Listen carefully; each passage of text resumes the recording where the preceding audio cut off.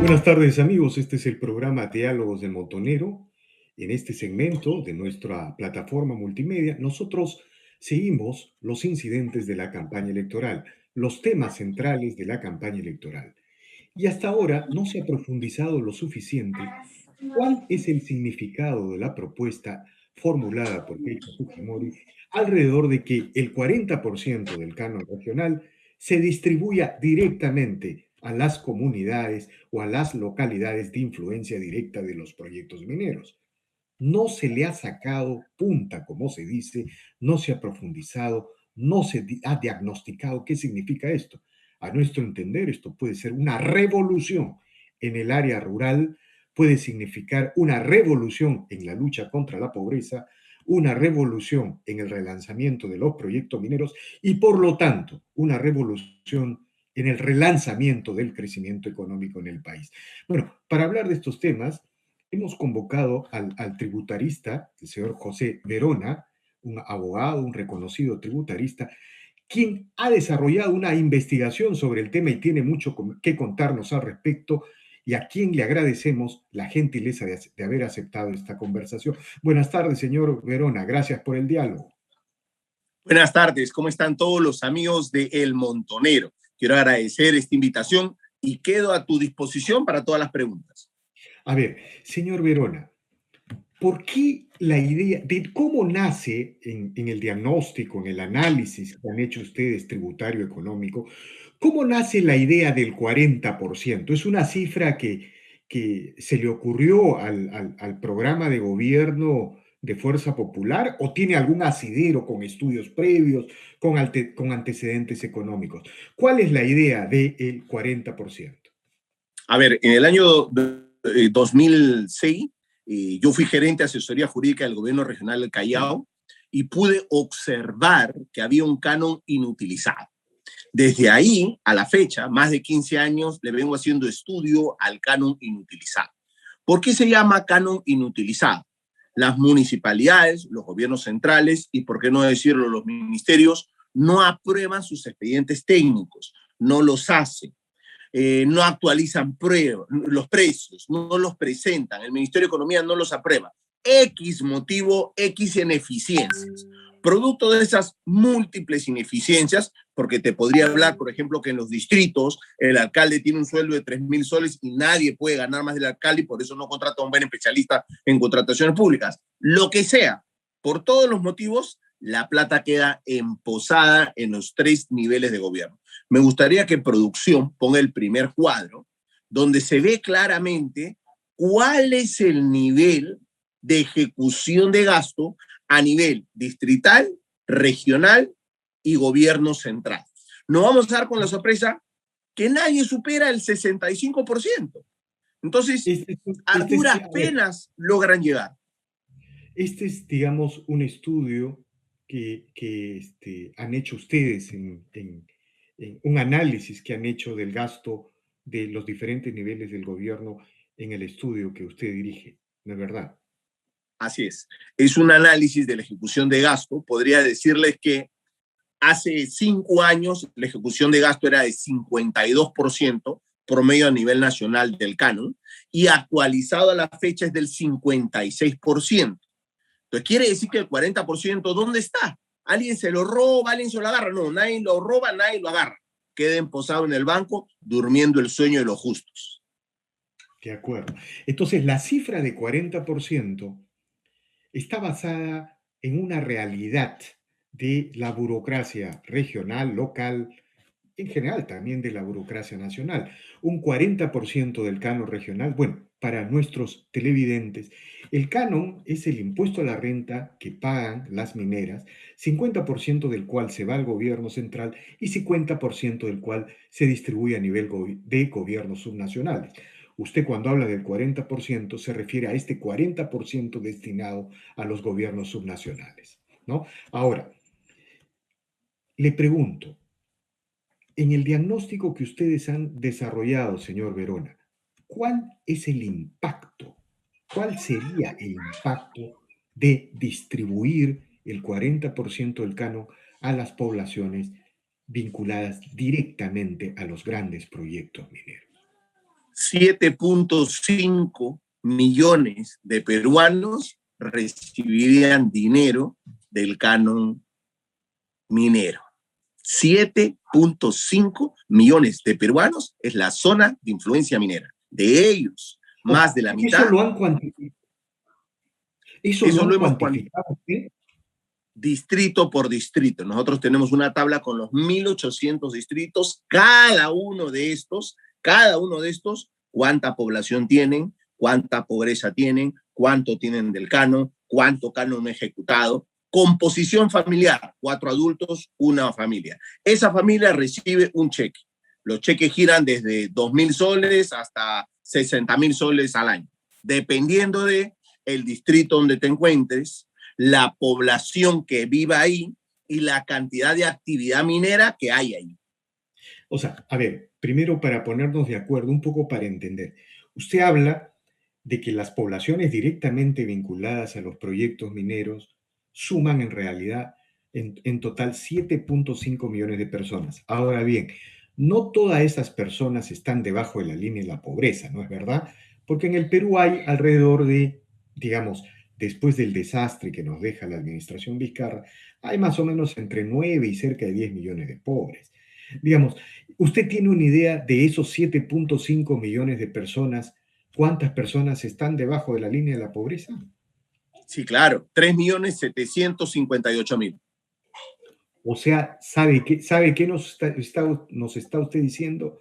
Que tranquilamente con esta medida, ¿no es cierto?, 1/3 de la pobreza, ¿no es cierto?, podría reducirse en cuestión de meses. En cuestión de Sí, meses. claro, totalmente. O sea, te lo voy a poner en buen cristiano.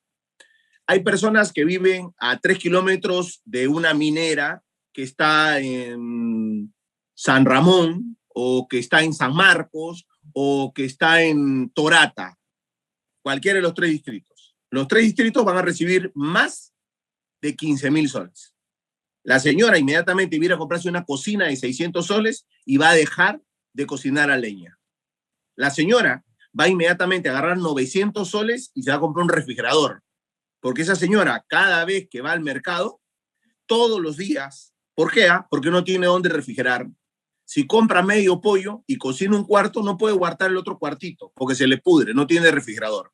No tener refrigerador en el Perú para una ama de casa significa comprarse todos los días un ticket de la rifa para el COVID, porque ir todos los días al mercado es la posibilidad de contagiarse. Cuando hablamos que el Perú tiene un alto índice de contagio, es porque nuestro grado de penetración de refrigerados es del 18%. Significa que el 82% de los hogares no tiene refrigerador.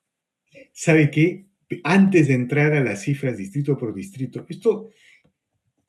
esta posibilidad realmente es un relanzamiento general de la sociedad. Mire usted, con los hierros de la administración Vizcarra, la pobreza ha aumentado cerca de 10%, es decir, exactamente el número que usted señala, 3.5 millones de personas, digamos, en gran parte en las ciudades, una parte en el área rural. Pero lo que usted nos está diciendo es que la pobreza endémica que viene del área rural, 3.5 millones de personas saldrían en cuestión de 1 o 2 meses de esa situación. Y por otro lado nos está diciendo que 7.5 millones de personas pasarían a formar parte de una clase media rural. Realmente, ¿por qué? Yo no entiendo por qué esto no se está debatiendo tan intensamente en la agenda electoral, por qué los economistas no han tomado este tipo de iniciativas. Ya Carlos Adriancén, Lucho Valdivieso, economistas de gran data, ya le dieron su visto bueno. Ya señalaron que esto es lo mejor que le puede suceder al Perú y ambos coinciden es que es la propuesta más democrática de los últimos tiempos. Yo personalmente se lo presenté a Alan García, yo personalmente se lo presenté a Alfredo Torne y PPK, y yo personalmente se lo he presentado a Nano Guerra y a Keiko Fujimori, quienes lo han hecho suyo.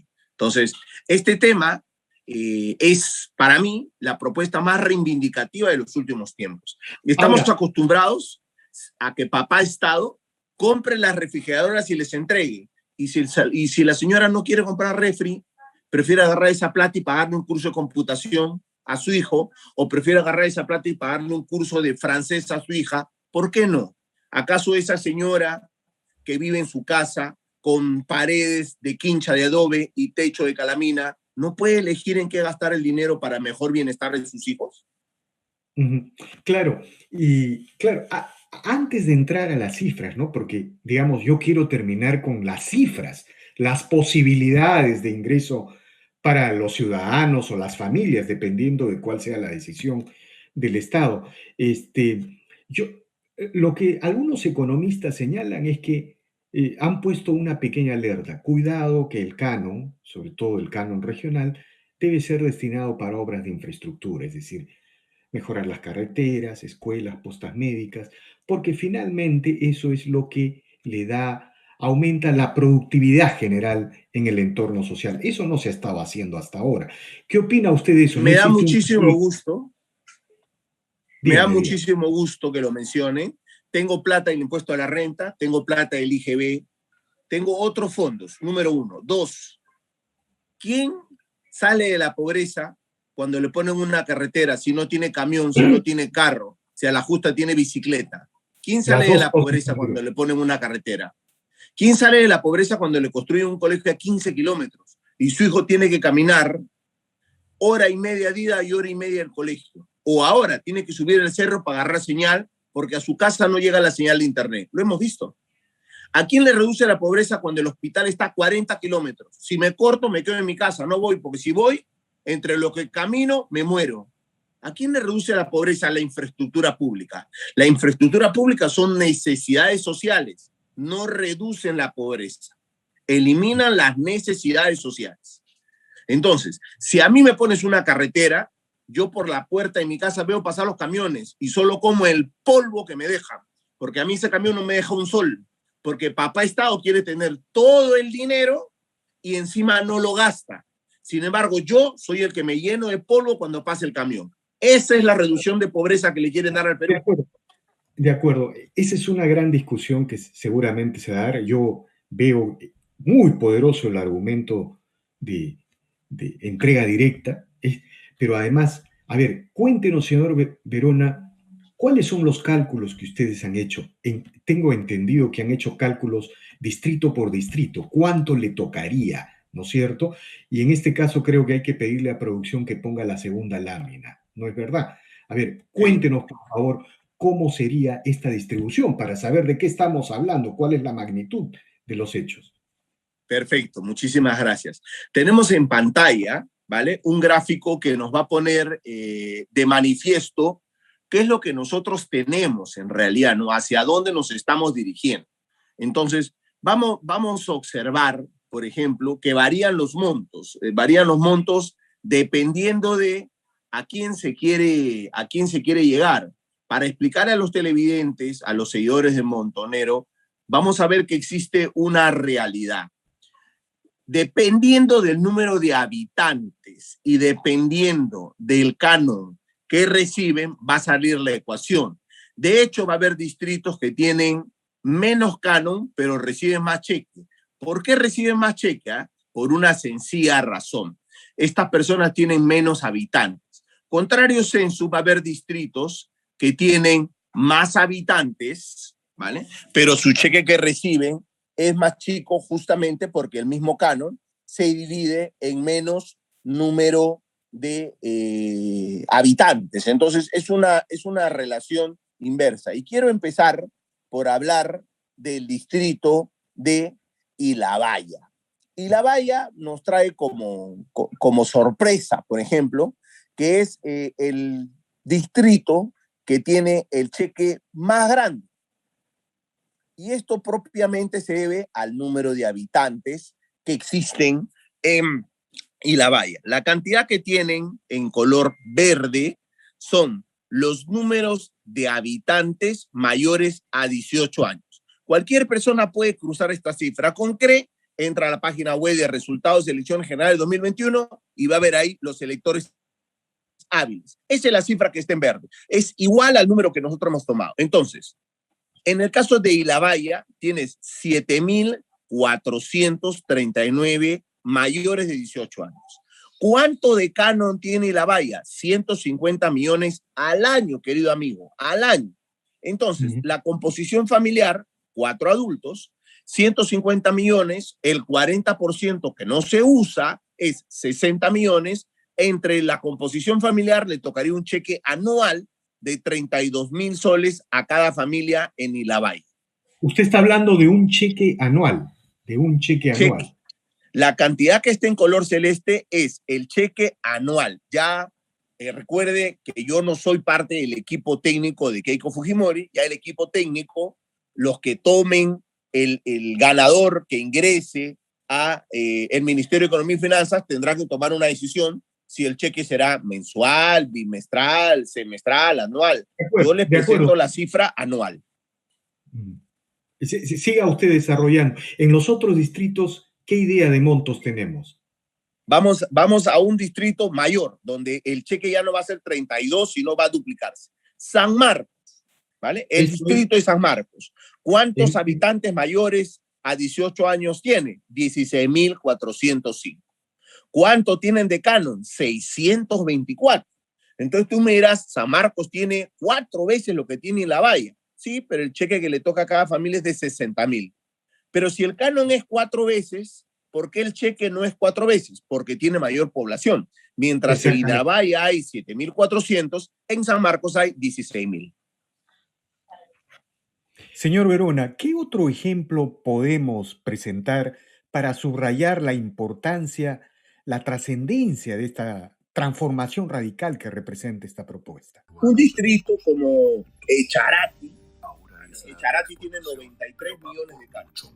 Ahí viven 33.529 personas. ¿Cuánto recibe su cheque? 4.438. Válido para comprar oxígeno, válido para comprar un concentrador de oxígeno, válido para comprar antipromicina, válido para comprar un cafecino, un refrigerador, pagar cursos de idioma, cursos de computación.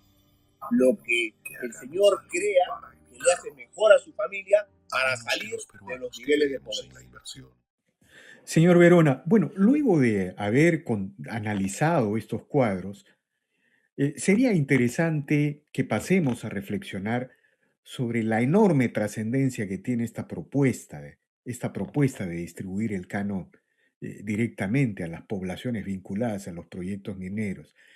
Es decir, por ejemplo, ¿no? Resumiendo, 7.5 millones de personas que suman las poblaciones de estas localidades pasarían a formar parte de una clase media rural. 3.5 millones de pobres abandonarían esa condición y el Perú de tener 30% de pobres pasaría a tener 20%, es decir, igual que antes de la pandemia. En menos de un año. En meses, es impresionante, en meses.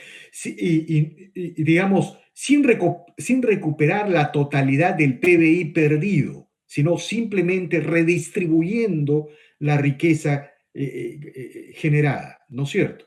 Ahora, cuando el profesor Francis Fukuyama nos dio unas clases en la primera maestría que hice yo en el año 2002-2003 en Madrid, España, tenía una frase célebre que se me quedó marcada y grabada en la piel.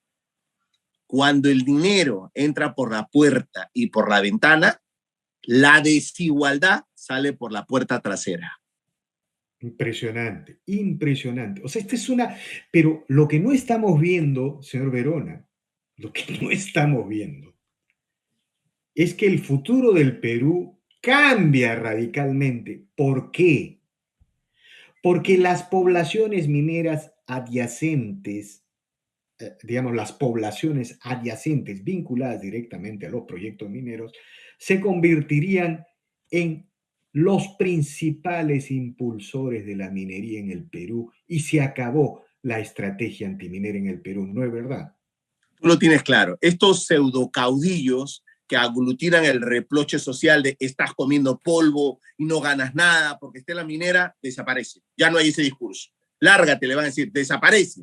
Más bien queremos a alguien que nos impulse a traer más mineras. El presupuesto que tienen los distritos lo van a dirigir a hacer showroom. Vengan a sacar, por favor, el hierro, el fierro, vengan, por favor, a sacar el oro, la plata, el cemento, la tierra aria. Vengan a invertir.